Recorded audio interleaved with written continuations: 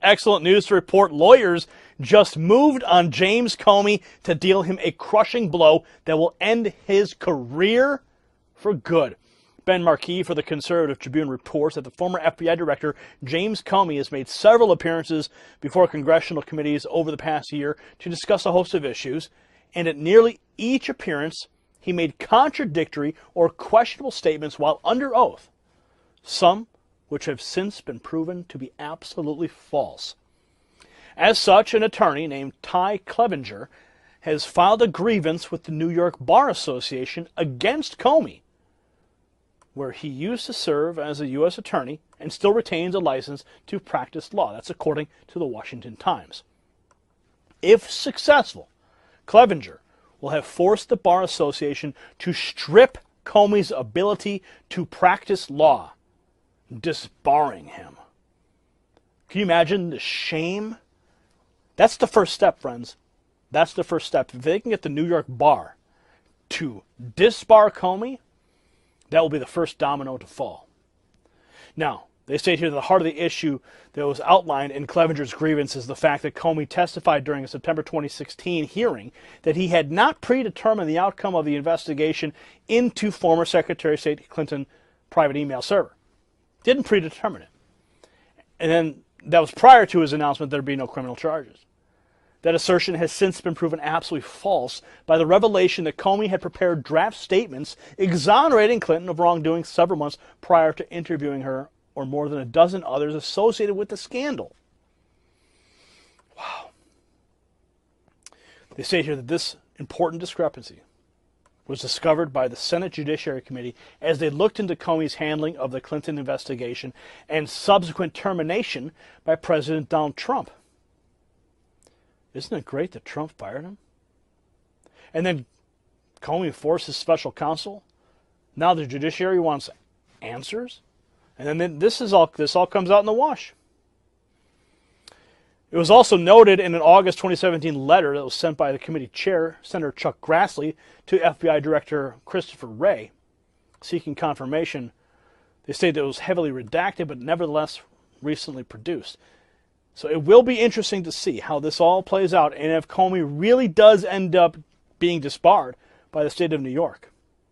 In a perfect world, that will be but the first of many steps towards holding him and others accountable for their swampy criminal behavior in regards to letting Clinton off the hook for her violations of the laws and departmental rules regulating government officials, among a host of other things. We've seen nationalism distorted into nativism. We've forgotten the dynamism that immigration has always brought to America. Some of the politics we see now, we thought we put that to bed. I mean, that's folks looking 50 years back. It's the 21st century, not the 19th century. All right, former Presidents Bush and Obama seem to be taking not-so-veiled jabs at President Trump without ever mentioning his name. But should they have just avoided old out and mentioned his name rather than be so obsequious about it? Wall Street Journal's Shelby Holiday, my audio wingman, the Unbiased, Internet radio sensation Mike Gunzelman, we call him Guns, and Miss America 2008, Kirsten Hagelin. All right, Guns, just say it. Right. I think I don't like this whole shade thing. If you're going to do it, man up, absolutely say it, especially since, there's been, through history, we know that presidents don't really former presidents don't really go after current presidents too much. If they're going to take these attacks at them, then just man up and say it. Come on now. It seems like it's not like a David Lynch film. We knew kind of what they were implying. It wasn't like, so I kind of feel like people knew what they were both like. Right. You know what I mean? So they knew. But I would also add that, at least for President Bush, he was talking more broadly about these protectionist movements. He talked about how young people are losing faith in... He was talking about President Trump. But he was also talking about how young people are losing faith in democracy, which is absolutely true, not just in the U.S. And he was blaming President Trump. And in Europe. But he also but everybody knew who he was talking about. Okay. So mention the name, call him out then. Well, that's right. I don't agree with that sentiment, but I mean, the fact of the matter is, just say it. Well, they're politicians, right? They never say what they really mean. But I just think it is so so rich. When President Obama and President Bush, you know, they all campaign on dividing and conquering, right? And, you know, just going after their base and not caring about anyone else. And then as soon as they get out of office, what do? Oh, we need to come together, and, you know, we're better than this.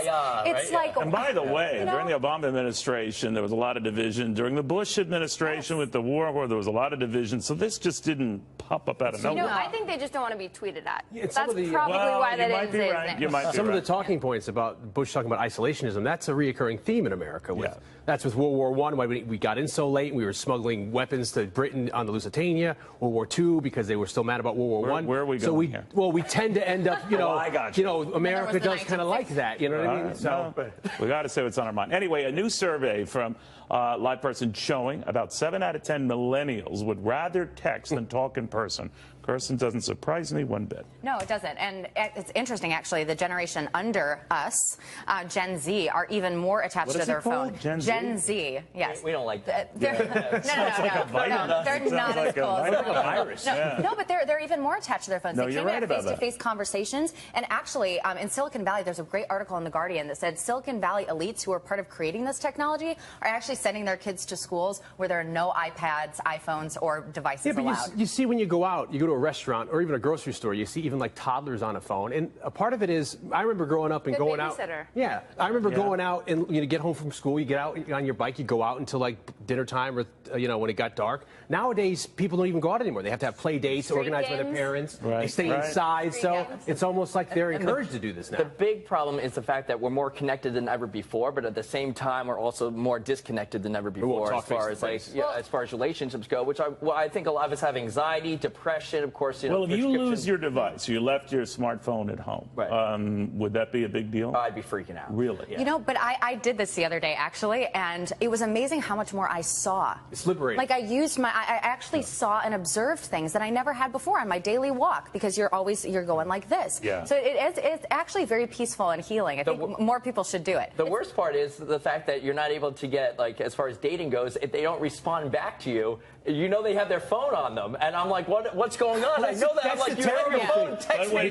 Do you text them and then you realize they've read your text? Right, or they'll tweet out a minute later, and I'm like, what about me?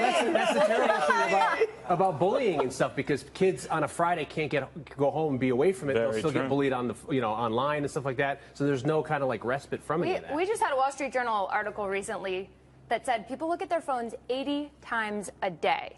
You pull out your phone and you look at it 80 times a day.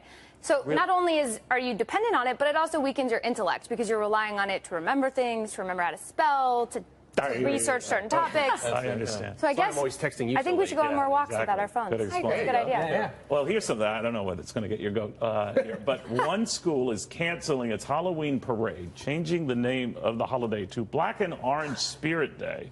Boo. So but look at this. It's not going over too well.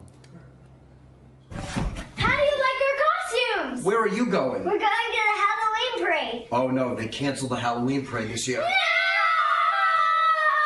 Candy! Christmas lights up there. Scary on many levels. My school, when I was growing up, we used to have a Ghosts and Goblins Day, and everyone would dress up. Now you work with Imus. Well, you said that. But they changed it to Saints and Angels Day because it was too offensive. Like, come on. Who decides this? Well, they said these that nut job parents. They said they canceled it because it's not inclusive, and I can't figure out: are they afraid of racially insensitive costumes? Are they afraid that some families aren't going to be able to afford costumes? I just can't figure out. Usually, you at least get the PC rationale, but I don't get it. I actually think that people are going to dress their kids up in like blackface or yellowface. I mean, it's insane. I was little, I dressed up as a pirate. I mean, do they think that like Somali pirates are going to get mad at me? I mean, the whole point is it's the imagination. I don't understand the meaning. And you're just ruining. You're just killing a kid's childhood. I know. They're just. It's such a Debbie Downer. Yes, the first thing I thought about was us lazy adults will plan Halloween the day before Halloween. These kids know what they're going to be for like months, it's fun to encourage weeks. They've all got costumes. They're all excited, and then they got to have rules. You can't do this. You can't do that. Let them live. Let them live. Let them play. Their kids. Come on now. Yeah. And they don't even go trick or treating anymore. They don't even go out because they're worried. Cut the candy and the excess sugar, not the costumes. That's what I say. And don't give out candy corn. And there are a lot of religious groups who've always had problems with Halloween. There have always been some issues. Well, that's the I will throw in an economic angle. Halloween generates $9 billion. People go out and spend. I tell you, work Cancel at the Halloween. Wall Street Journal. Dun, dun, dun. By the way, real quick, when I have you here, you know, the markets have been racing to records. Do young people, I assume all of you are invested, but do young people then say, hey, I want in on this? Cash. Are your friends saying that? Cash. Yeah, no. If we had the money now, we're not. Yes. I don't even know what money looks like. Young people We're just hoard trying to cash. survive. Really? Yeah. We're trying to No, survive. they do YOLO. They go on these YOLO events, spend money on concerts, spend money on trips. Live your But best this life year- now. Tempted, they look at this, hey, gosh, you know, I've been avoiding this, but boy, I don't want to avoid it. We don't have But any then- money. Yeah, we don't invest have with. anything to Well, do maybe because anyway. you're spending it on all these. Hey, you got to live, right? And then why enter the market in a Well, you in look a at high all market? it all adds up. You have a cell phone bill, you have a car payment, you have your He won't kids, even leave his you home know, with it. You have And alcohol. student loan debt. Student You can't loan debt. underestimate Alcohol. student loan debt. Cry me a river. Alcohol. Yeah. There Alcohol. are Halloween It's for costumes. medicinal purposes only. I Thank swear. you all very, very much. Genius is old. There is hope, kind of, Sort of. for the next generation.